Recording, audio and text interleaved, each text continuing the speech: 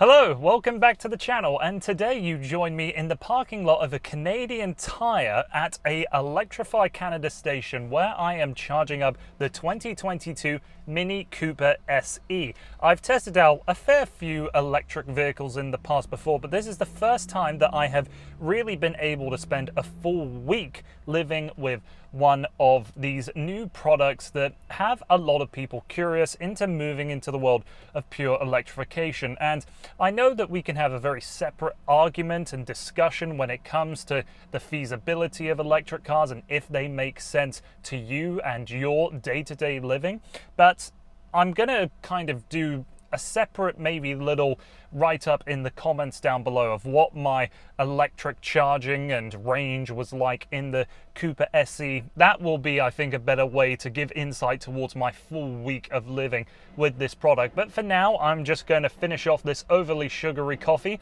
let the charge up a little bit more so I can hit the road and I can tell you what this mini electric is like to drive.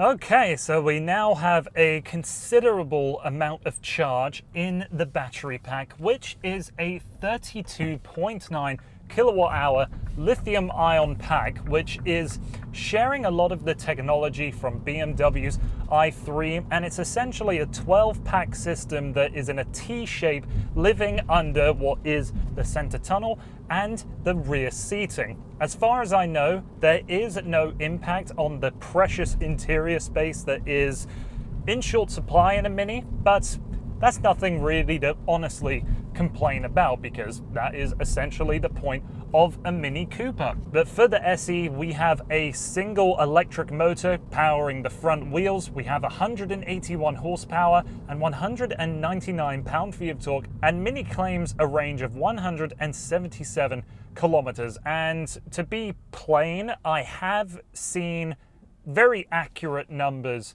during my time testing out this vehicle, and I have not been kind to the throttle in this vehicle. I love being in an electric car and acting like a little bit of a hoonigan because you can get away with certain things in an electric silent drive that you couldn't if you were in a V8 Mustang or anything like that. So the claim of what this vehicle is capable of doing, from my experience, I believe. But like I said, I'm going to write down all of the numbers relating to my charging and everything associated to what is important with living with an electric car in the comments down below. But let's talk about the driving experience, because one of the important things with the Mini Cooper SE is that it doesn't have a creep function.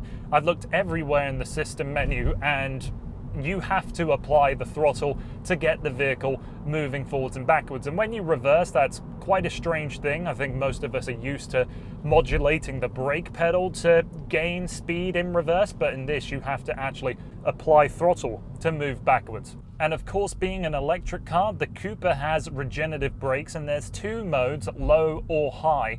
And in the high mode, it is fairly abrupt when you get into it for the first time. If you've never experienced an electric car before, it may seem a little intimidating, but you live with it for a day and you come to understand that natural rate of deceleration that the regenerative brakes are creating. So it feels quite normal, and it will almost bring you to a stop about 1 or 2 kilometers an hour. You will have to apply the brake in most circumstances to come to a dead stop.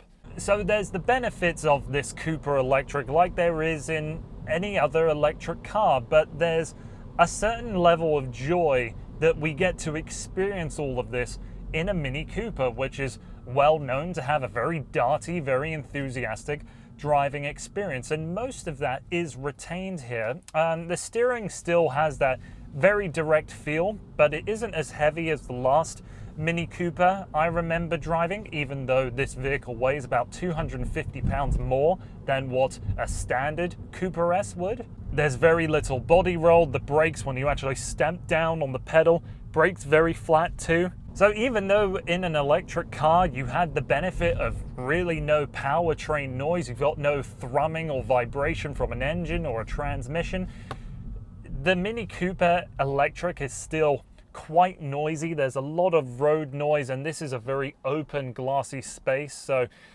There's certain residences that echo around the cabin and make it perhaps a little difficult to spend long journeys in, but if you're maxing out the range at 177 kilometers, then charging up to full, then going again, you actually have a little bit of that advantage on your side, because honestly, being in any of these small Coopers, for me being a somewhat sensitive individual, can become quite tiresome quite quickly.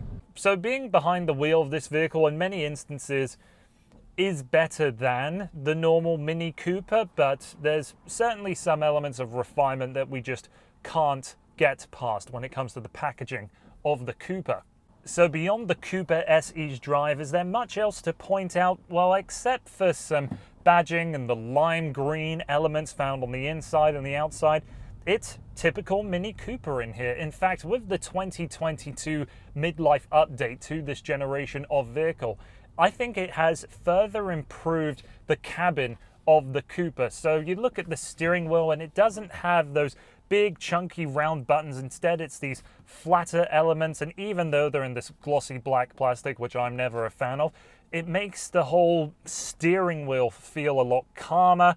The implementation of the new 8.8-inch touchscreen with Apple CarPlay and Android Auto looks great inside of the center ring. And I'm in the absolute top trim version of the Mini Cooper Electric. It has the leather seats, the heads-up display, all of the technology that you could have loaded in to this vehicle. And it feels like the best built Mini Cooper product I've ever been in. Even though we have quite a rambunctious ride in this thing, I haven't really noticed creaking or rattling in this vehicle at all. The electric version of the Mini Cooper is only available in the 3-door configuration, which is a bit of a shame. Hopefully the 5-door configuration comes along in the near future, but me being a tall guy, I'm 6'4", I am actually quite comfortable in this Cooper, as I am in all the other Mini Coopers that I get to test out. Yes, even though my spiky hair is just grazing along the headliner, I don't feel like I'm cramped in this space. We've got lots of glass all the way around.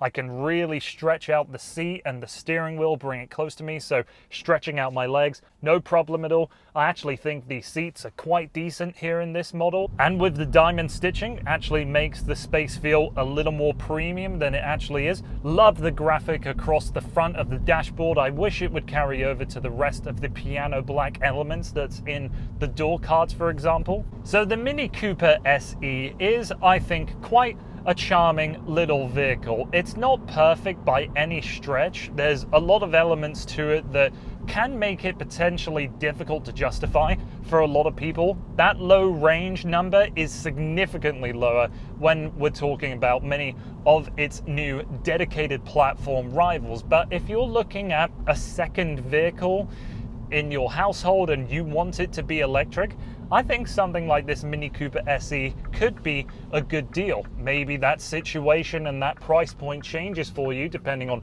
where in the world you live and what kind of incentives are given towards you for owning and buying an electric car. But essentially, Mini has kept the personality of the Cooper, electrified it, and I think made it a better vehicle for that reason. So apply your own life to this Mini Cooper and how you would use it, and then I think you'll be able to determine if it's the right vehicle for you. But from behind the steering wheel, I can say confidently that I've enjoyed living with this vehicle for the past week. So thank you very much for watching. Hope to see you again on the channel soon.